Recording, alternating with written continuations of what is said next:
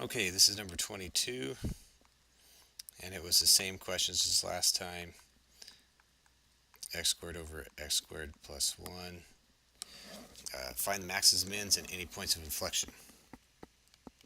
So let's just do this. Bottom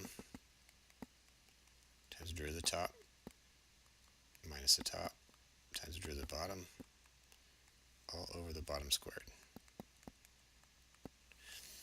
Okay, so if we simplify that, we get 2x cubed plus 2x minus 2x cubed over x squared plus 1 squared, which is 2x over x squared plus 1 squared. And we know, where is this 0 or undefined? Well, it's nowhere undefined because this is always positive, right? X squared plus 1 is always bigger than 1. Squared is positive, so we're just worried about where that's equal to 0. So my critical point happens when x is 0. Okay, so let's check this out. 0, if x is smaller than 0, my derivative is negative, and when it's bigger than 0, my derivative is positive. Again, because the denominator is positive, the top is what makes it positive or negative. Okay, so that means that x equals 0, it's decreasing and increasing. So x equals 0, y equals 0 is a minimum. Actually, it's an absolute min, right? Because it's decreasing to it, increasing from it, and there's nowhere else where the curve graph would come down and be smaller than it, right? Otherwise, there'd be another critical point. Okay, so over here, the only thing I really know is at 0, 0, there's a horizontal tangent, and it goes like this.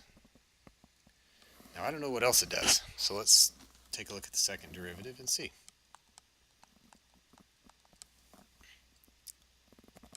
Okay, so we're second derivative. Well, here, let me rewrite this.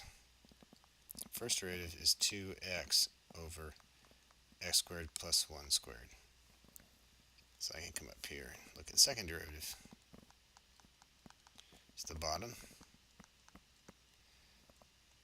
times the derivative of the top minus the top times the derivative of the bottom, 2 times x squared plus 1 to the first times 2x, all over the bottom squared. That's to the fourth power, right? Okay, so let's simplify this, and we want to figure out where is this equal to 0. It's never undefined, same thing, that's always positive. So let's just do this. This is equal to 0 when x to the fourth plus 2x squared plus 1 times 2. And then this right here is going to be 2x times 2 is 4x times 2x is 8x squared times x squared plus 1 equals 0. So let's see what we get here. We're going to get 2x to the fourth. This doesn't look fun, but actually it's challenging because you guys can do this. Minus 8x to the fourth minus 8x squared equals 0. So again, simplifying, I get 8x, negative 8x to the fourth, and 2x to the fourth is negative 6x to the fourth minus 4x squared, right? Negative 8 and 4 plus 2 equals 0.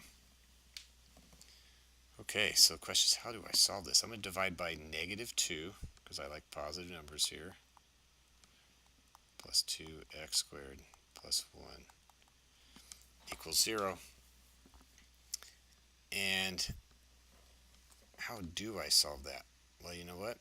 This is not going to be a pretty number because I can't really factor it. What I do recognize, though, is it's 3 times something squared plus 2 times that thing plus 1 equals 0. So this is actually a quadratic, right? It's a quadratic in x squared, right? Because x squared is my variable. This is the same thing as 3y squared plus 2y plus 1 equals 0. And the way I would solve that is use a quadratic formula because it doesn't look like I can factor it. And I get y is negative b plus or minus the square root of b squared minus 4 times 1, oops, times 3 times 1.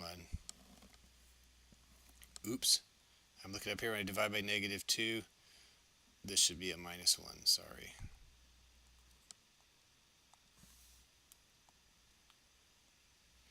So that'd be a minus 1. So then all over 2a. So that'd be negative 2 plus or minus the square root of, let's see, 12 plus 4 is 16.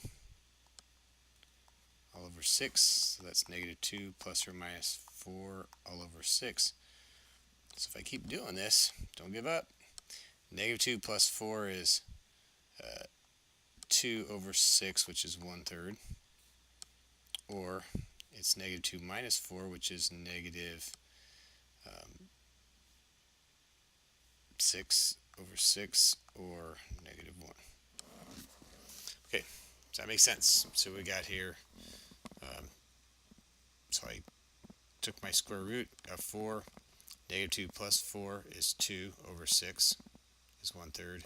Negative 2 minus 4 is negative 6 over 6, which is 1. So these are my possible, oops, no they're not. These are not possible point of inflections. This is what y could be. Remember, y up here is equal to x squared. So I really have x squared equals 1/3 or x squared equals negative 1, right? Since y is equal to x squared. So this can never happen. So that means that x must be plus or minus 1 over the square root of 3 if I take the square root of both sides. These are my possible inflection points. Okay, so how do I fix that? Or check those? I do negative 1 over square root of 3. 1 over square root of 3. Let's plug, and I want to know what's happening to the second derivative at each of these points, or on each side of them. So if it's 0, the second derivative, I've got to come up here and look at where's my second derivative at. Right here. Well, the denominator is always positive no matter what, so I really just need to look at the numerator, and the numerator is right here. Right, because if I simplified that down to here, I get this. So if I plug in 0 into here, it's positive, so it's concave up. Now I'm going to plug a big negative number in, and big negative number, well, I'll plug in negative 1. Negative 6 minus 4 is negative 10, so that's negative. Concave down, plug in 1. Negative 6 minus 4 is the same numbers, is a negative. Concave down. So here's what we got now. Let's see if I can make this small enough. I've got x equals negative 1 over square root of 3 inflection point, and x equals 1 over square root of 3 an inflection point. Goes from concave down to concave up to concave down. So here's my curve. Goes from concave down to concave up to concave down, and these are my inflection points at 1 over the square root of 3, negative 1 over square root of 3. Okay, so now the question is, what happens as the function tailors off this way? Well, we're going to investigate that at a later date. Where does this function go? So I know it's concave down, but what does it look like? So we'll check that out later in class. All right, there you go on that one.